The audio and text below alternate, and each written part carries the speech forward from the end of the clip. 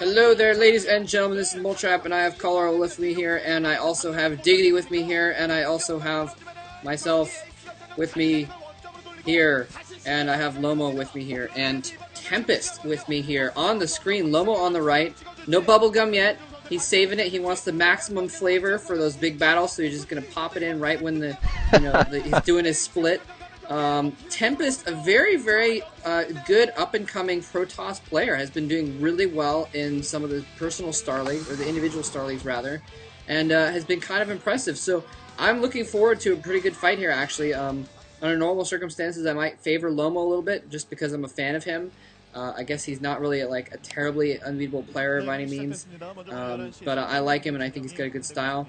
But anyway, these guys I think are pretty much on the same level. They're not totally Gosu, they're not S-class, but they're still pretty good and they're still kind of up and coming, and no one's quite sure how they're going to do in the long run yet. So should be exciting. Lomo, by the way, is the Terran player. He's in look like purple, and Tempest is the blue Protoss, sending out a very early probe. He's about to do some cheese. Uh-oh, very early probe going on here. What's going on, Diggy? Yeah. What are we seeing? So it looks like he's going to go for some form of cheese. This is Destination, by the way. And this is, we'll see if this works out for him. I was just about to mention that Lomo used to be one of those players that didn't like watching. I felt like he was somewhat indecisive, and then he just all of a sudden decided, you know what, screw it. I'm going to be as creative as possible. I'm just going to have fun with my game, and therefore he's just been fun to watch since then. Known for 2-port Wraith during the Arena MSL, but right now it looks like Tempest is coming up with a proxy gate, or at least some sort of proxy tech. I'm going to have to assume he's proxy gating here. Yeah, there's that gateway right now, out of position. We'll see. It's going to be, a lot of this is going to come up to Lomo scouting here, whether he's going to be able to stop this or not. Yeah, Lomo, it looks like he hasn't sent out a scout just yet. He might be thinking it's a gas steal, in fact, and he did plant that refinery just in case it was a gas steal move there.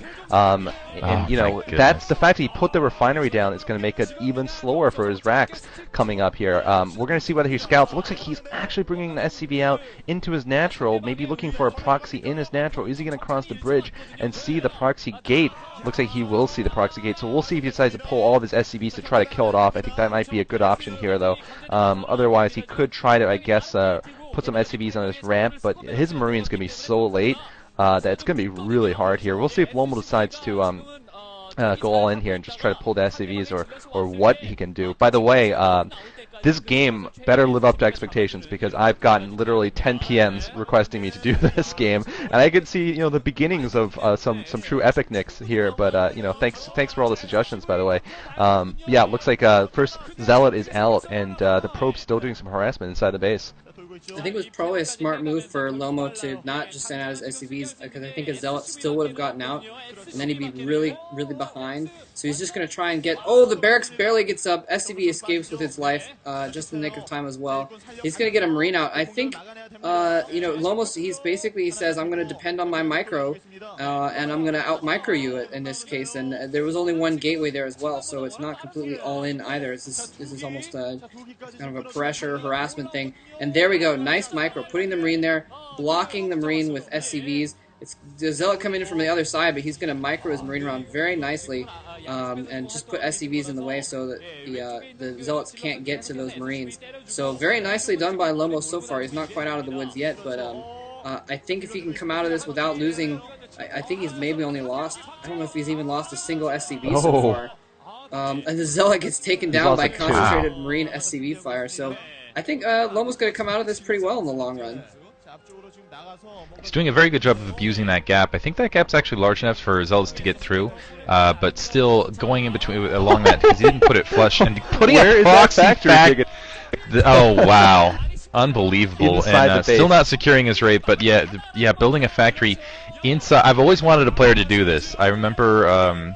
And I specifically, I've seen several games. I actually wanted Zerg players to put proxy hatcheries in, and now we're seeing a Citadel of a Dune. So switching to Templar tech, Tempest, I think, sniffing it out too. He realized that factory hadn't gone down for quite a while. He might be thinking that he was just going to be facing pure Marine at this stage, but now switching to Templar. I don't know if Lomo's going to be able to take care of this, though. He's going to be able to take this gateway down, but the question is will he have detection in time to fight that off? I think he's going to be pouring vultures into his base no matter what happens. And this is critical here, whether he'll be able to hold the gateway. It looks like Tempest will be able to hold the gateway, though. He's got that one Dragoon. That one Dragoon is going to make all the difference in terms of micro, because the Marines cannot effectively micro against the Zealots and the Dragoons. Meanwhile, though, Templar Archives going up here, and this rush would have worked perfectly, I think, or close to perfectly for Tempest had not been the fact that Lomo decided to go crazy and build a factory inside of his base. And now he's going to know the bad news here, that something is foul in the state of Denmark, Kingdom of Denmark. But anyway, there is a factory fouling up his base there, and otherwise, I do think it was a really good move there. Oh, it looks like it's going to get revealed here. Man, the probes have no chance against these two vultures. All the probes will go down inside his main. Luckily for him, he does have a gate out there, so maybe the Dragoon will come out in time to save some of his main base. Yeah, he's not. I mean, the factory's not in a very good spot to put down a machine shop or anything like that. Jeez, where are the probes going? Oh my gosh, he just ran all of his probes out of his base. What is he doing? Oh my gosh, maybe he was hoping to lure those vultures out and then get a Dragoon on his ramp or something like that, but there's still, I mean, the factory is inside of his base. Lomo's front door very, very short up at this point. Maybe he's just trying to stall. Look at this. He has no probes. He's just stalling for Dark Templar at this point. And this is absolutely ridiculous. Okay, he has one probe. His last probe. Dark Templar coming out here. Dark Templar is going up that ramp. I don't think Lomo has anything for these Dark Templar yet. So this might be a problem for Lomo. Yeah, nothing at all. Dark Templar coming in here slaughtering defenseless Marines. This is ridiculous. It's going to be a matter of who can kill who first, I think. And if somehow, wow, this is just going to go crazy. This is going to be just down to the wire. But I think Lomo, having an actual economy at this point, has a little bit of a... No, he's run all of his SCVs out now. Oh my goodness. It's, oh my gosh, he's... I can't even speak. If I would, oh wow, and there's still two probes down there, so it looks like Tempest is in fact going to have an economy at this stage of the game, and that's what I didn't know how Lomo. I was thinking about those Dark Templar. I'm like, even so, even though he's killing all those probes, he doesn't have any detection right now. Lifting that barracks off, maybe he can split, and he's going to try to take up that pylon to make sure that no additional troops can be produced. And he's getting an engineering bay down in the background while all this is happening. Maybe if he can get an engineering bay down, I don't even know if he has troops though. If that engineering bay goes up, he's still got that vulture killing probes, just 2 more probes to go, and maybe then he's in the clear. He's bringing SCVs off the line to try to kill everything. We'll see if I don't see Tempest putting a pylon down anywhere, and he didn't escape no probes got out of there in the meantime. So it's going to be who can destroy whose buildings first. Lomo continuing to produce SCVs back there, and Lomo trying to hide the fact that he has an engineering bay right there. Maybe he can get a turret up at some location, build from there, but honestly, I think whatever player builds a building in a hidden corner someplace, I think that player might come out with the game, just because I don't see Lomo getting any sort of detection up to really... There he's getting a turret up. Oh, wow, so maybe he will be in the better position here, but will he have the units to kill the Dark Templar at that location? Wow. This is the question here. Now, can Lomo escape long enough with his buildings for his units to kill off the obviously stationary buildings of Tempest? And I think he might be able to make it, because alright, he already has that one turret up in his main base. The problem is, like you said, he has no army here. I don't know where those 2 goons are for the goons are obviously... Oh, it looks like Zealot trying to fight the main base here. He's going to be able to pick off this Marine, I think, or at least chase it around so it can't fight back against his... The Marines just will run. And looks like Tempest realizing, or Tempest just decided not to attack there. So I don't know where those 2 goons are. Maybe they got taken... I think they might have gotten taken out by the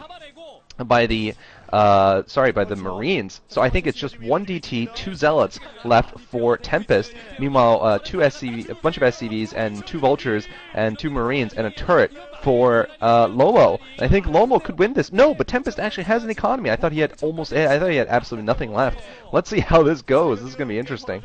Tempest must have had 50 minerals in the bank there, and here comes the Dark Templar going in there. The turret right there. The Dark Templar got away. If the Dark Templar had gotten killed, I think that would have been game, because that Dark Templar is the one ace that Tempest has in the whole. And another Vulture being produced. The factory has re-landed in Tempest base to make sure that he really doesn't get enough money. Because if he can get a pylon down, he might be able to start making some more units again or something like that. He's got 4 probes, so back to your initial 4 probes, and it looks like 5 or 6 SCVs. There's the pylon. He does get a pylon down. That's painful. but he may even have to cancel it to build a probe or something at this point, because I doubt he has 150 in the bank. He probably got that pylon as soon as he, well, no, well, he must have 50 more in the bank, and just waiting. Or maybe he has even more on in the bank. But in the meantime, Lomo has secured his... There we go. GG. GG. I think he probably didn't have the 50. And maybe he just lost his Dark Templar and we didn't see it because... What's that? He couldn't do anything because the Dark Templar... I'm sorry, he couldn't... The Dark Templar couldn't do any more damage inside the base with the turret and the Vulture there. So he had no economy, whereas there were still SCVs for Lomo. SCV just running those SCVs back and forth, he ended up having a lot of units on the ground, a lot of economy still, just because he's moving them back and forth. Keep in mind, SCVs are pretty hardy attack units. When they surrounded that turret, those were the units used to really fend that attack off. But yeah, what the big factors here, I really am wondering what happened to those 2 Dragoons. That was really the difference in that game right there, is those 2 Dragoons got taken out in the field. Yeah. I think if he had those 2 Dragoons, he might have been able to stay in it, but otherwise, no. Lomo ends up winning just through keeping his head straight and just fighting it out. That was amazing. I think those Dragoons probably got taken down by the horde of SCVs and Marines going towards his base. So, wow, amazing play. Right. That was just ridiculous. I don't even know how to describe that game. Recap the action. Yeah, to recap the action. Now, just trying to remember this. There's a proxy gate which sort of failed, and then at the time, the Terran built a factory inside of Tempest base. Tempest went for DTs, rushed the Terran. Meanwhile, the Terran didn't have detection, so he had to send all of his units to the Protoss' base. And then at that time, he also had a hidden engineering bay, which allowed him to finally get back in mine. I think the main thing that Lomo did brilliantly was just continue to harass with that factory. Well, not to harass with the factory, but to get more vultures into his base. I think had Tempest kept a Dragoon somewhere inside his base, he might have been able to fend off all those harassments from the vultures. Well, obviously the factory wouldn't be able to land and build a vulture, so I think he could have survived then because he had probes and probes mining when the SCVs were still scrambling around trying to run away from the TT. Yeah, you're right. That factory was pretty clutch. The Vultures just kept going in there and stopping Tempest from ever coming back, because otherwise he would have had the advantage. Wow, that's all I have to say. Yeah, that was extremely entertaining. Even without commentary, I think that would have been entertaining right there. Well, that does mean that it's going to send this series between KTF and Lecaf into the ace match. So let's hit that, I think. GG.